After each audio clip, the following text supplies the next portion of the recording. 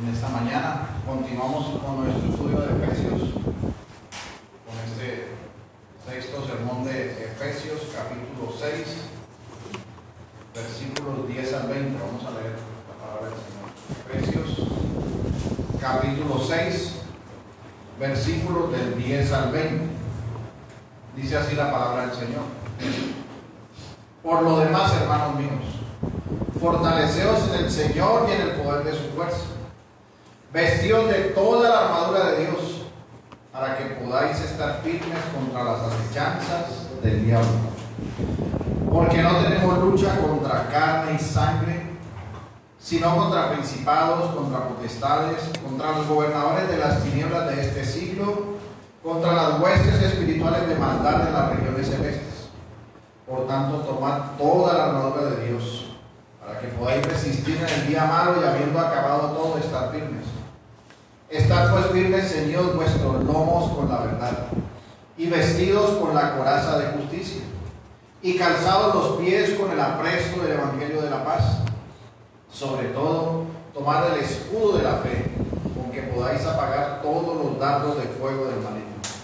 Y tomad el yelmo de la salvación, y la espada del Espíritu, que es la palabra de Dios, orando en todo tiempo con toda oración y súplica en el Espíritu, y velando en ello con toda perseverancia y súplica por todos los santos, y por mí, a fin de que al abrir mi boca me sea dada palabra para dar a conocer con denuedo el misterio del Evangelio, por el cual soy embajador en cadenas, que con denuedo hable de él como debo hablar.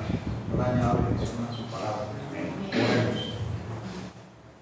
Señor Dios, eterno y majestuoso, Dios de toda justicia y verdad, que existes por ti mismo, que haces como quieres en el cielo y en la tierra, que no hay quien te diga que hagas, pues tú lo sabes todo, Señor. Delante de ti nos presentamos con humildad y al mismo tiempo con gozo en nuestros corazones, de saber que entraremos, Señor, a estudiar tu palabra.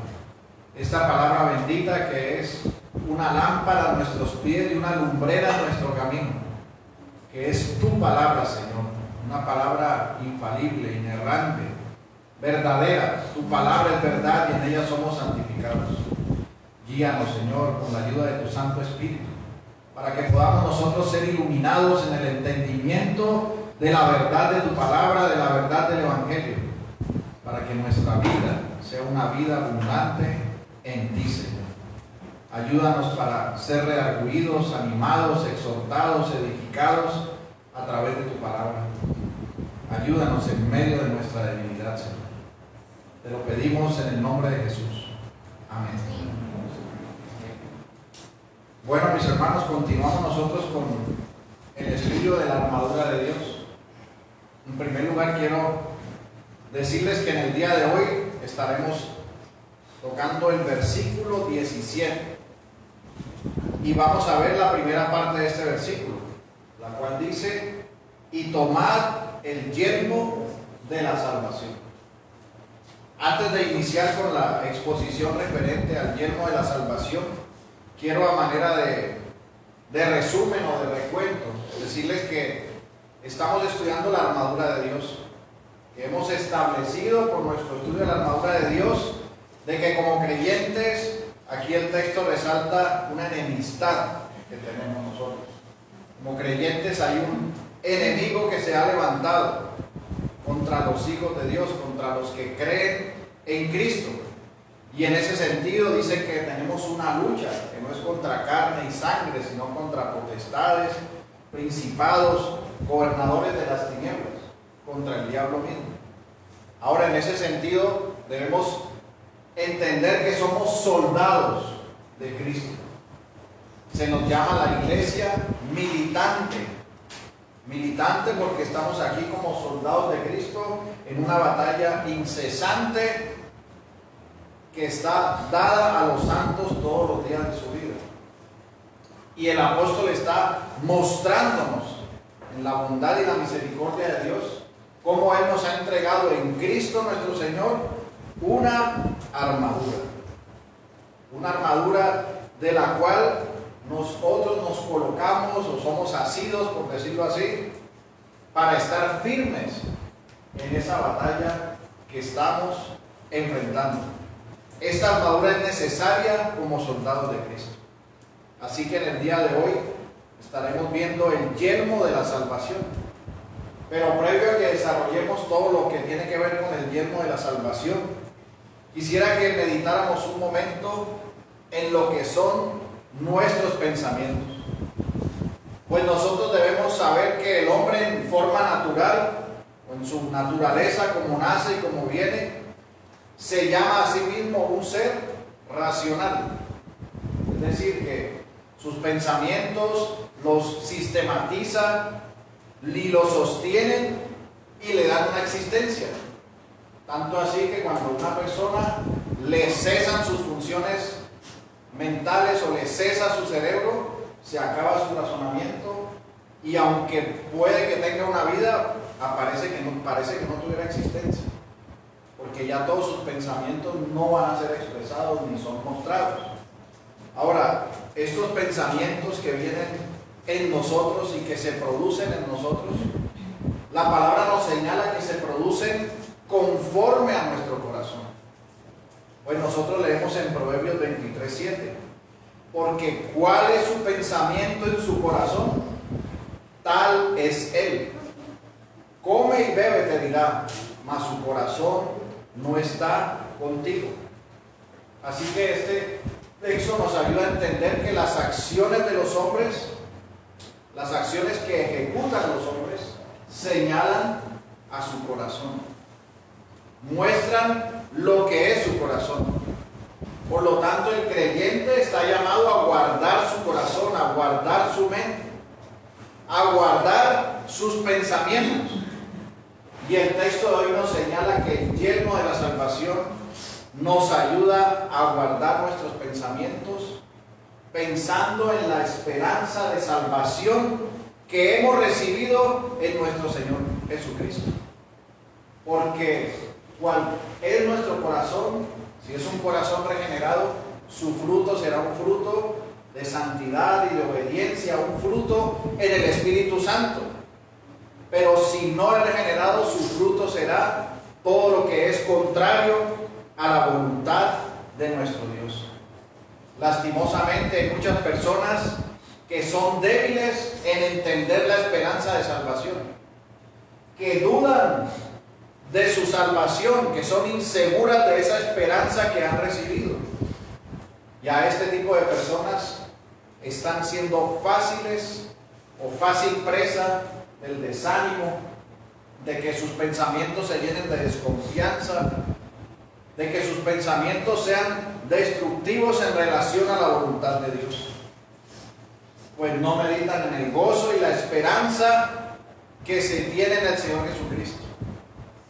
Y nosotros, como creyentes y como criaturas de Dios, con la imagen de Dios colocada en nuestro corazón, sabemos que esa imagen está distorsionada por el pecado. El hombre en ese sentido imagina, piensa, medita. Y muchas veces esa imaginación que desarrolla la lleva a unas acciones específicas. Esos pensamientos los lleva a unas emociones que se desbordan. Pero nosotros, como creyentes, debemos resaltar o comprender que nuestros pensamientos serán a nuestro favor cuando estamos sujetos a la esperanza de salvación en Cristo.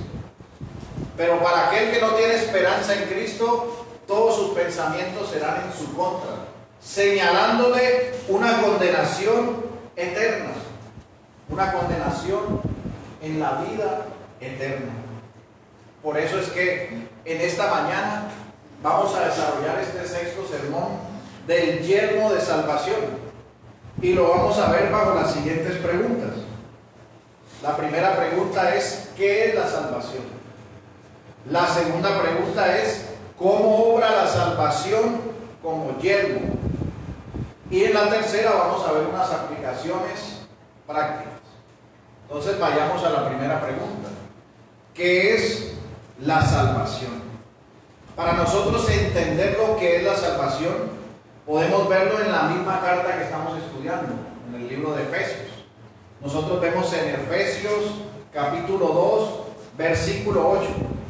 Dice la palabra: porque por gracia sois salvos por medio de la fe, y esto no de vosotros, pues es un don de Dios.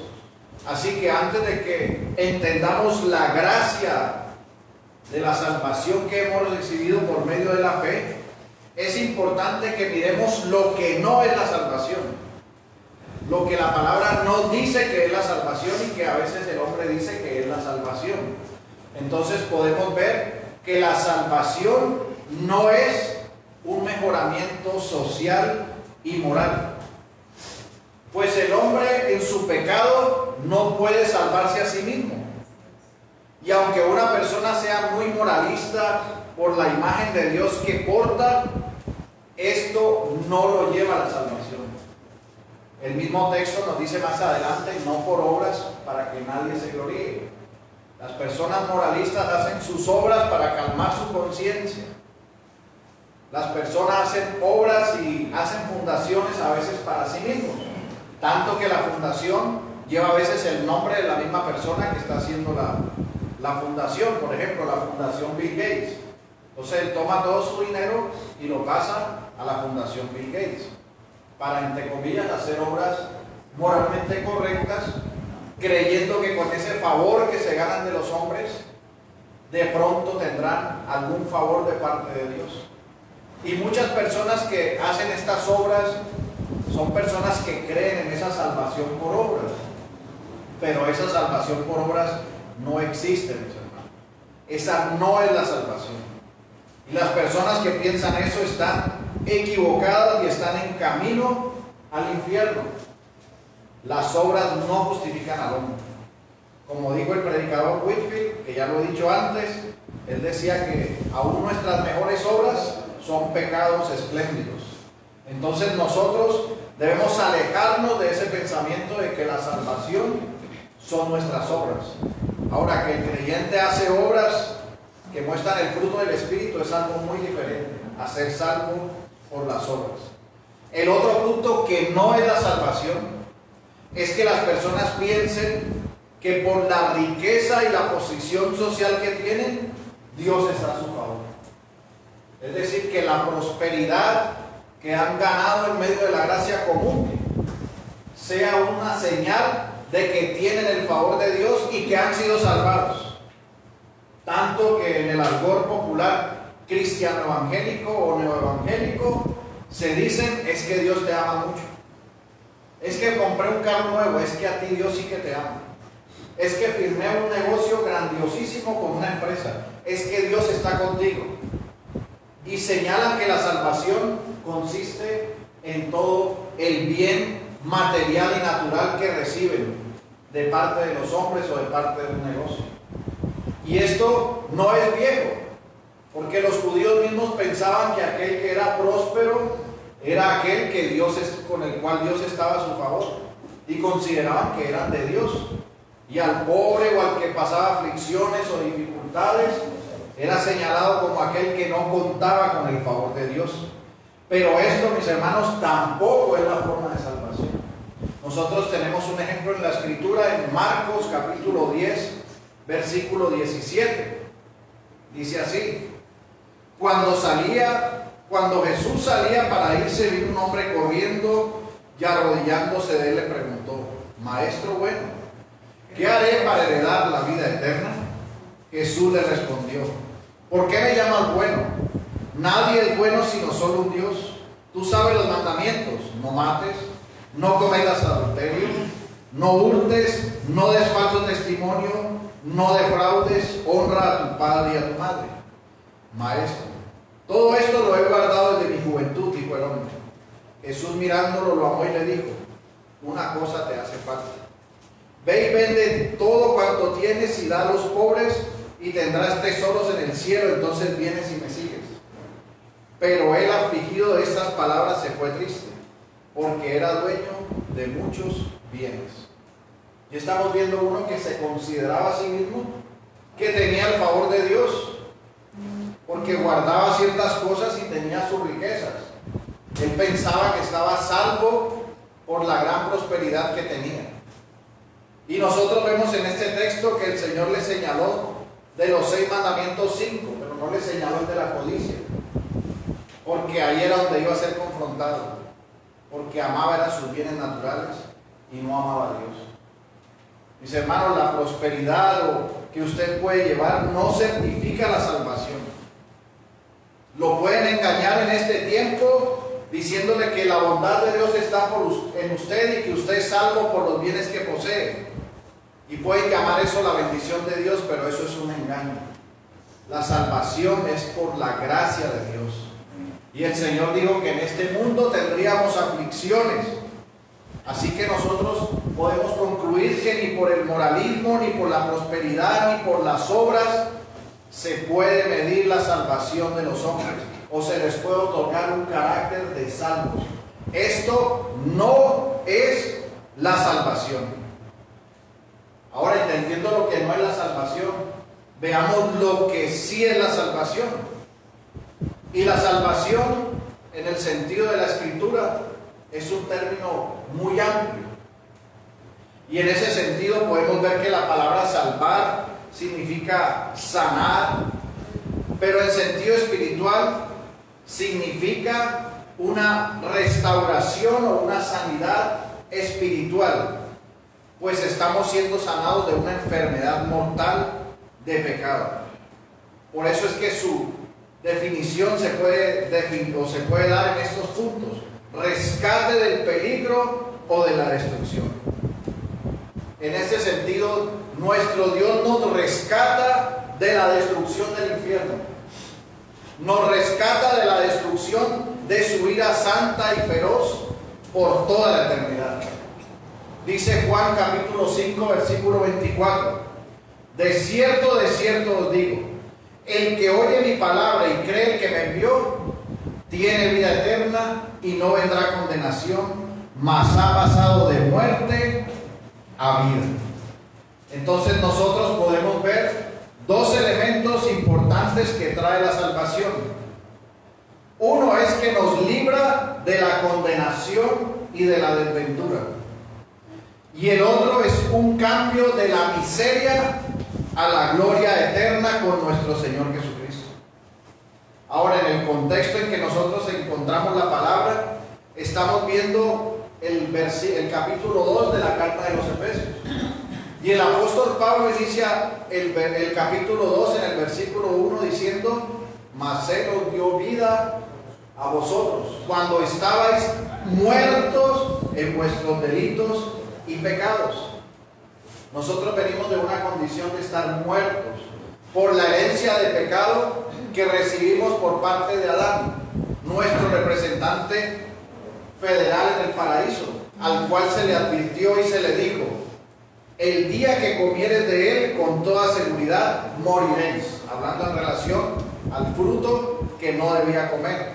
Pero ellos comieron y por lo tanto se rebelaron contra Dios inmediatamente, y por eso entró la muerte, y en él todos hemos sido condenados a una muerte eterna. Dice Romanos 5:12: por tanto, como el pecado entró al mundo por un hombre, y por el pecado la muerte, así la muerte pasó a todos los hombres, por cuanto todos pecaron. Es decir, que nosotros no nacemos muertos al pecado. Lo único que hacemos siempre es pecar. O sea que nosotros nacemos ya con una herencia de pecado.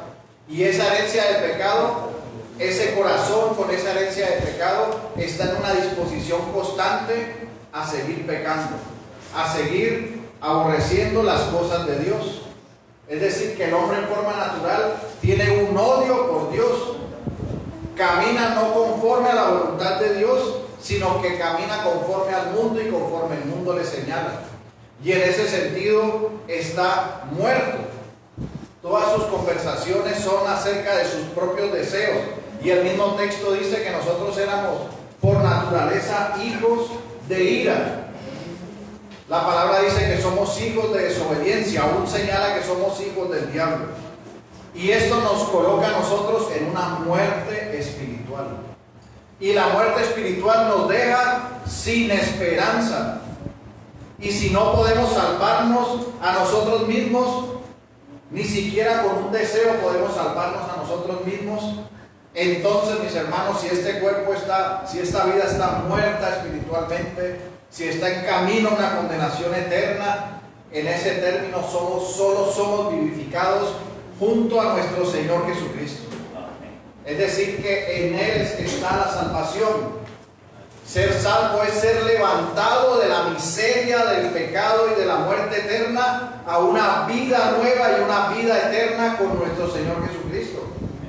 ¿Por qué? Porque Él es el camino, la verdad y la vida. Y ahí es cuando nosotros recibimos esa gracia de Dios, y por esa gracia hemos sido salvados por medio de la fe.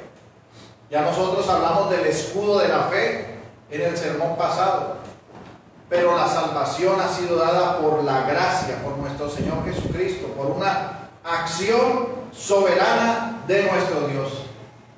Y la palabra gracia tiene varios significados. Algunos dicen favor inmerecido, pero también la gracia significa belleza, significa gracias. Y nosotros hemos sido salvados, y en este sentido, a través de nuestro Señor Jesucristo, recibimos esa gracia. Y por eso mismo ahora nosotros sabemos y conocemos a nuestro Dios. Dice la palabra que nuestro Dios es el Dios de toda gracia, de toda bondad, de toda misericordia. Así que nosotros somos salvados para entender y comprender a ese Dios al cual ahora amamos. Nosotros teníamos un corazón de piedra y ahora tenemos un corazón de carne. Dice la palabra en relación al nuevo pacto que quitaría el corazón de piedra y nos daría un corazón de carne y escribiría su ley en su mente y en nuestros corazones para que adoráramos al Señor.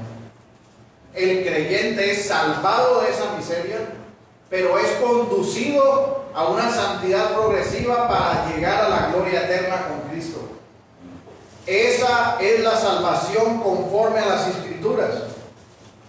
Y es totalmente necesario para el hombre recibir la salvación soberanamente de parte de Dios. Porque el hombre por sí mismo, por su propia justicia, no puede salvarse a sí mismo. No puede levantarse de los muertos. Es como el ejemplo de Lázaro. Lázaro estaba en el sepulcro de hacía 4 días. Y Lázaro, cuando estaba ya acostado en ese sepulcro, no podía hacer nada, ni siquiera para mover un dedo de su pie. No podía levantarse a quitarse una venda. Pero cuando escuchó al Evangelio vivo que le dijo, Lázaro, ven fuera, se levantó de los muertos. Y fueron quitadas sus vendas y recobró la vida. Así es todo aquel que nace de nuevo. Eso es recibir la salvación. Nosotros estábamos como Lázaro, muertos, y fuera de eso olíamos a pecado. ¿Usted ha visto el olor de la basura? A eso huele el pecado, horrible. Y nosotros estábamos en esa condición, acostados, muertos y oliendo horrible.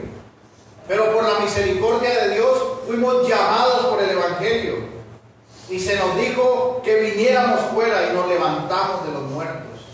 Y nos levantamos a vida, a encontrarnos con nuestro Salvador, que es nuestro Señor Jesucristo.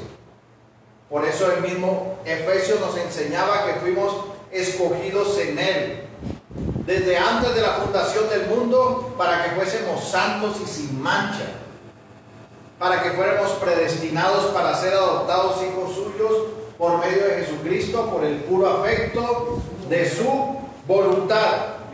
Entonces nosotros, ¿qué es lo que tenemos que entender? Que nuestro Dios nos libró de la muerte eterna, de la miseria, de la condenación, y ahora nos trajo a la luz, a la vida eterna y a una esperanza bienaventurada que esperamos de estar por la eternidad con nuestro Señor Jesucristo.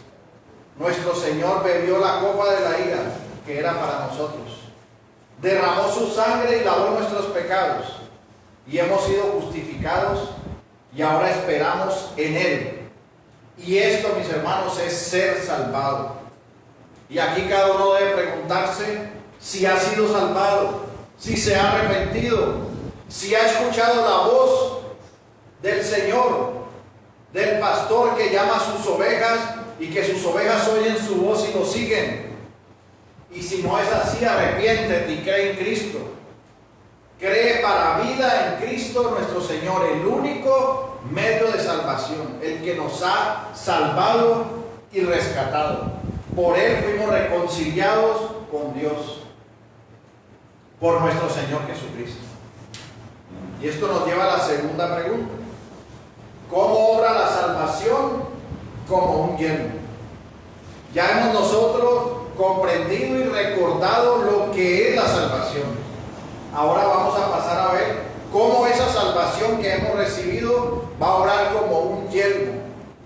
Y en ese sentido aquí va a converger la introducción que hablamos acerca de los pensamientos de la razón, unido con la salvación que hemos recibido y lo que es esa salvación.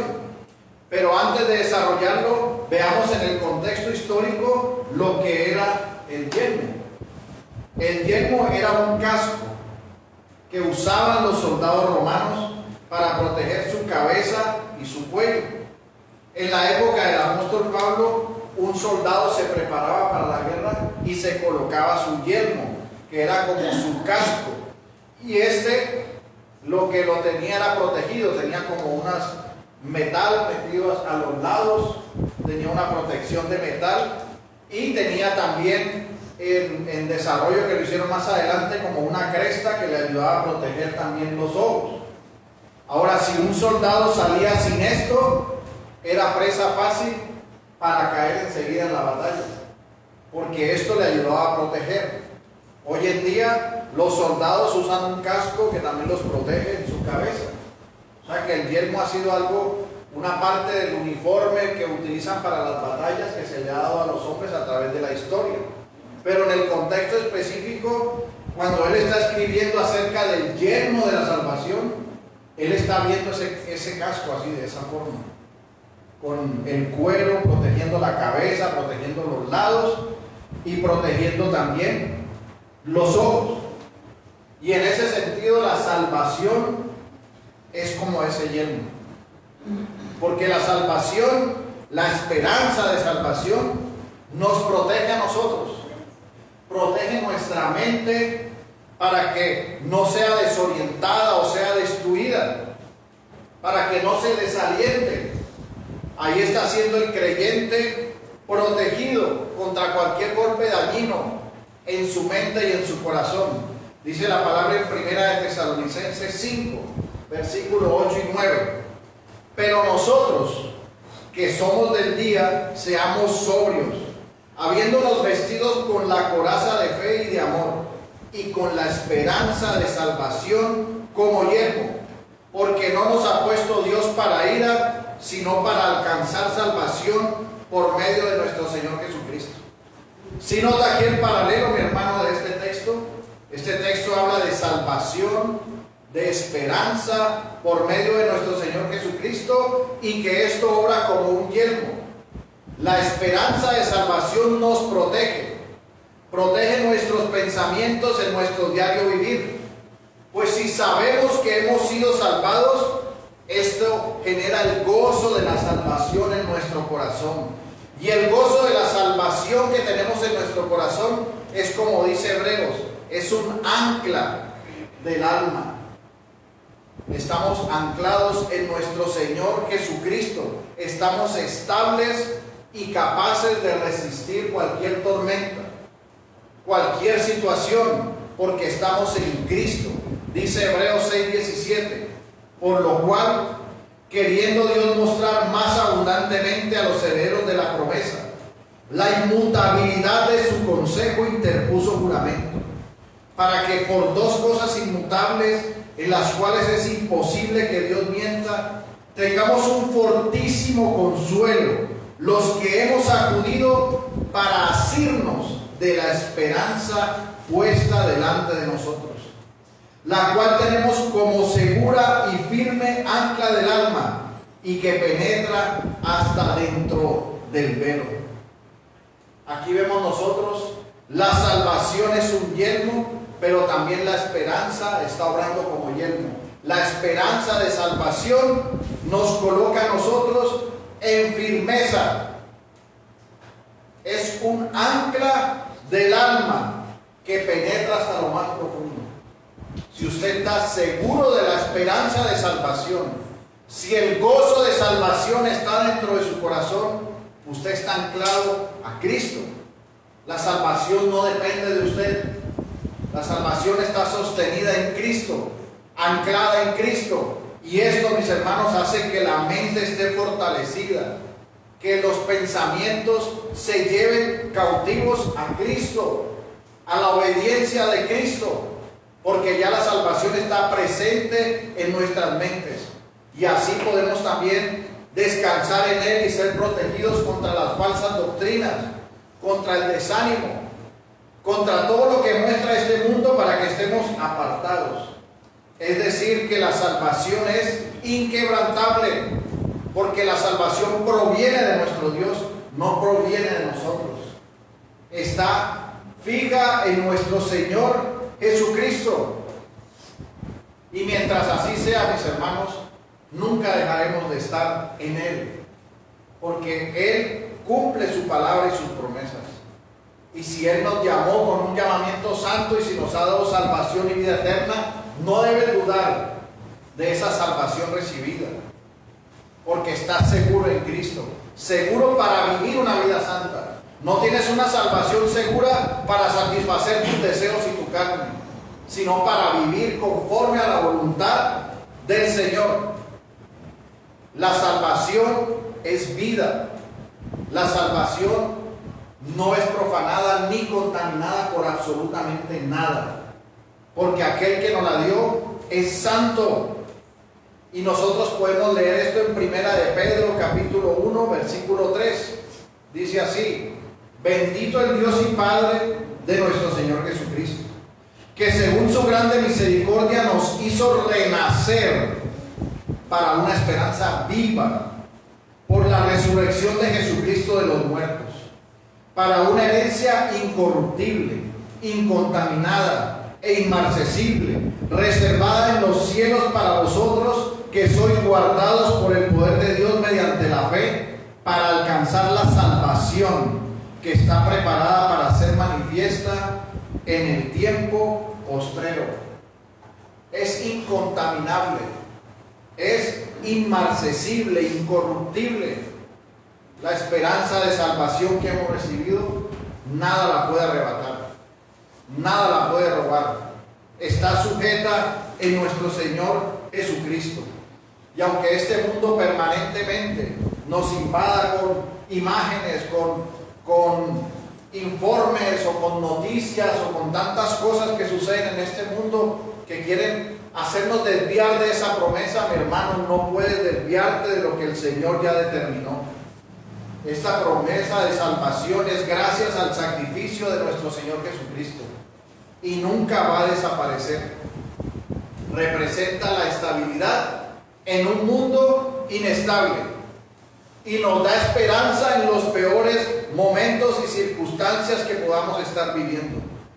Esta salvación obra como un yelmo, nos protege a nosotros. Pero como les decía, también protege, este yelmo protegía a los soldados también en su visión, en lo que veían, en sus ojos. Les permitía tener una visión física. Y asimismo nosotros podemos tener fijos nuestros ojos en la visión espiritual que debemos tener. Como dice Hebreos 12:1. Por tanto nosotros, teniendo alrededor nuestro tan grande nube de testigos, despojémonos de todo peso y del pecado que nos asedia y corramos con paciencia la carrera que tenemos por delante. Puestos los ojos en Jesús, el autor y consumador de la fe, el cual por el gozo puesto delante de él sufrió la cruz, menospreciando el oprobio, y se sentó a la diestra del trono de Dios.